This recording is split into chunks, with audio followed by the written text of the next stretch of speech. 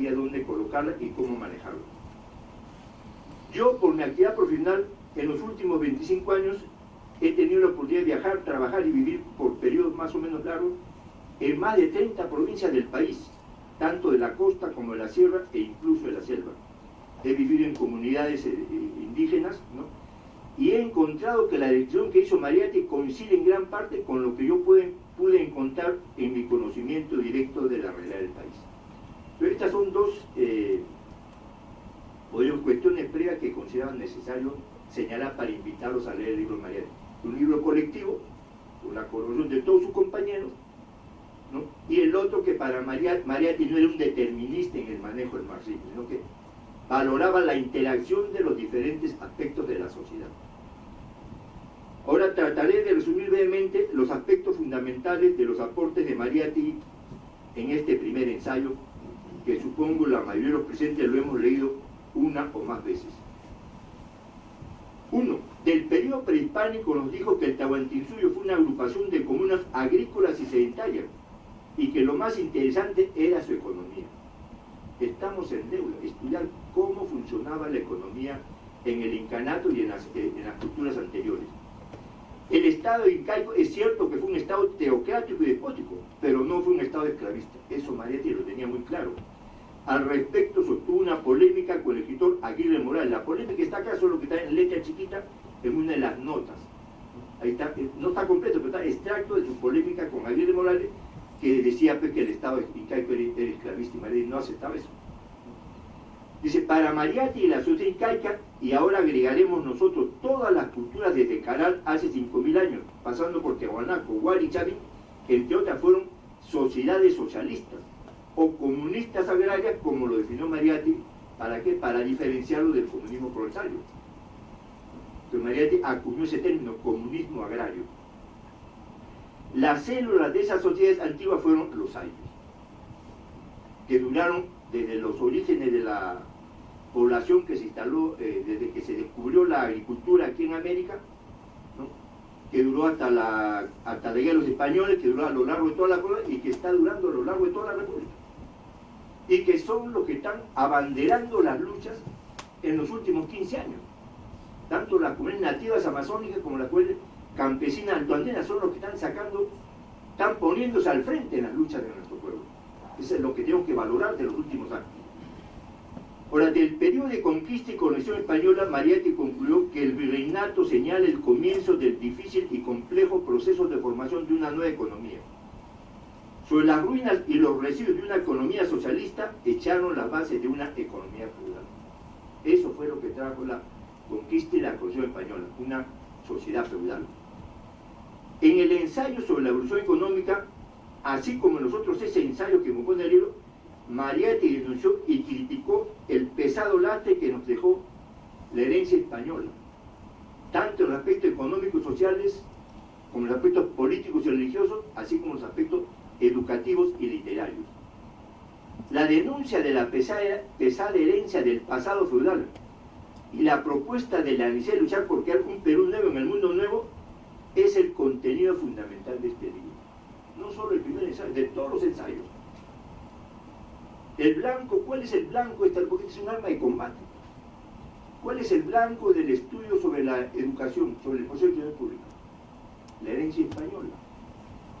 ¿Cuál es el blanco del ensayo de Mariátegui sobre la religión? La religión feudal que nos dejaron. No, Mariátegui era antirreligioso. Lo que criticaba era la religión feudal. Y Mariátegui promovió otro tipo de religión. ¿Cuál es el contenido principal, los blancos principales en el proceso de la literatura? La herencia y la literatura española. Y con mayor razón pues en el esquema de evolución económica, el problema del indio y el problema de la tierra. Ese es el blanco principal de este libro. Muy diferente a la demagogia nacionalista que agitó ayer la Torre. ¿Cómo se llamaba el primer folleto que publicó allá? Por la emancipación de América Latina. ¿Cómo se llamó su segundo folleto? El antiimperialismo y el hambre. Para el nacionalismo burgués en el Perú, el blanco principal de la lucha era el imperialismo. ¿Por qué? Porque según Ayer la Torre, el Perú era una colonia. Allá en la República, pero el Perú era una colonia. Por lo tanto, había que unirnos todos, incluida la clase dominante, para enfrentarnos al enemigo extranjero. Y eso es lo que ha asumido desde el comienzo el Partido Comunista en el Perú. Porque el Partido Comunista del Perú lo fundó, todos sabemos, Eudosio Rabines. ¿Y quién fue Eudosio Rabines? Era uña y carne con Aya La Torre. El ideólogo del APRA primero fue Rabines, después fue Aya. Y Rabines fue un infiltrado del nacionalismo en el comunismo peruano. Y todas las tendencias del movimiento comunista en el Perú han seguido la línea de Aya, no la línea de Mariátegui. Por eso los invito, el objetivo de esta breve disertación es invitarlos a volver a estudiar los 7 6, ver cuál es el blanco principal, cuál es el objetivo, dónde golpea este libro de combate. Este es un arma de combate que Mariátegui nos ha dejado y que tenemos que aprender a volver a utilizar. Tercer capítulo, la independencia.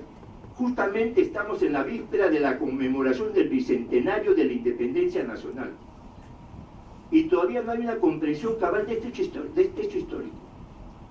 Y esta es una de las razones que nos ha motivado e impulsado a un nutrido grupo de trabajadores a agruparnos para no dejar que la clase dominante deforme los hechos históricos y pretenda difundir una borrachera nacionalista para manipular la conciencia de la población. Hemos venido aquí a volver a estudiar la obra de Mariátegui, pero para luchar. Tenemos una lucha concreta, aparte de la lucha general, el programa estratégico, tenemos una lucha concreta de aquí al año 21 y de aquí al año 24. Porque se viene todo ya comenzó la ofensiva de la clase dominante. Para emborrachar a la gente con los factuosos festejos del año 21 y el año 24. Y el pueblo tiene que prepararse para contrarrestar la ofensiva que ya nos está lanzando la clase dominante. ¿Cuál es su bandera? Unidad nacional. A la unidad nacional, ¿nosotros con qué respondemos? Unidad del pueblo. Son dos conceptos completamente contrapuestos. Digámoslo claro, la independencia ciertamente fue una revolución. No lo negamos. Pero solamente fue una revolución política. No fue una revolución social. Palabras de José Carlos Mariátegui. La independencia fue un cambio de manos en la administración del poder, de un sector de la clase terrateniente feudal a otro sector de esa misma clase terrateniente feudal. Por eso decimos que fue un cambio político, pero no fue un cambio social. Por esto no estoy minimizando la importancia de la independencia, pero hay que poner las cosas en su justo lugar. Antes de la independencia, ¿qué había Estado en el Perú? No había Estado, pues. En las colonias no existe Estado. En las colonias no existe Estado nativo, por algo es una colonia. Lo que existía era una administración colonial que dependía del Estado español. Y existía un ejército que era el ejército español. Después de la independencia recién se comienza a construir el Estado peruano. Y recién se forma el ejército peruano. Entonces los términos de la lucha cambian. Por eso digo, es importante la cuestión. Una cosa es luchar contra el enemigo extranjero, contra el ejército extranjero, contra el gobierno y el Estado extranjero, y otra cosa es luchar contra el ejército nativo, contra la clase dominante y contra el Estado nativo. Y ahí tenemos que aprender de estos terratenientes.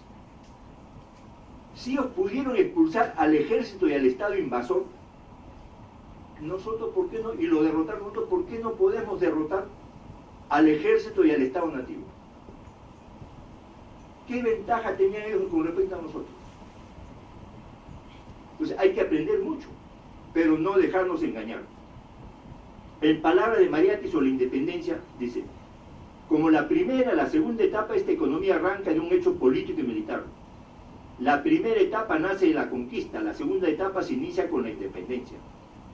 Pero mientras la conquista engendra totalmente el proceso de formación de la economía colonial, la independencia aparece determinada y dominada por ese proceso. Entonces la colonia nos va a dejar feudalismo.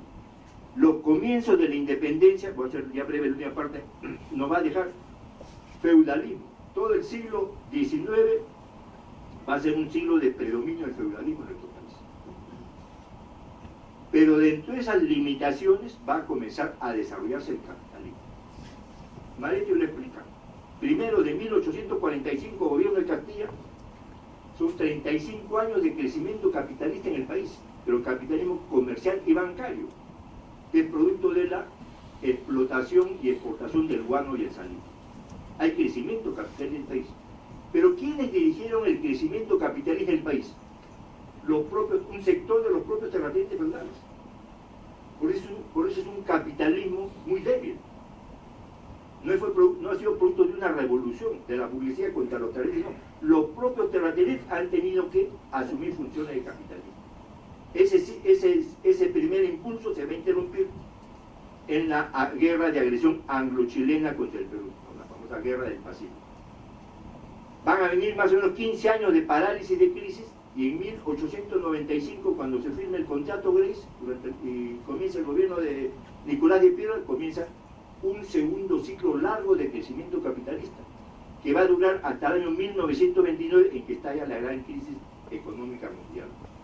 Mariatti analice esos dos procesos, por si acaso son diferentes, porque en el segundo proceso aparece y se desarrolla el capital minero y, sobre todo lo más importante, se desarrolla el capital industrial. Con las inversiones en petróleo, en cobre, y con la explotación agrícola capitalista del azúcar y el algodón, y la formación de las industrias en las ciudades, aparece la clase nueva. Aparece el trabajador asalariado, aparece el proletariado. Hay quienes niegan, así como hay quienes niegan la herencia feudal, hay quienes niegan de que el Perú se haya desarrollado el capitalismo, con lo cual están negando que exista proletariado. Y al negar la existencia proletariado, estamos negando pues que no hay idea socialista, porque el socialismo no se puede desarrollar al margen del el socialismo no es un invento de nadie, es una necesidad sentida de una clase. El socialismo es un movimiento, no es una doctrina, el socialismo es un movimiento de carácter social, político y cultural. ¿Qué lo desarrolla aquí? Lo desarrollan los trabajadores asalariados. Bueno, lo demás ya es lo que, para otra oportunidad, en todo caso lo mandaré por escrito, es ¿qué pasa del 30 para acá? Si bien la emidez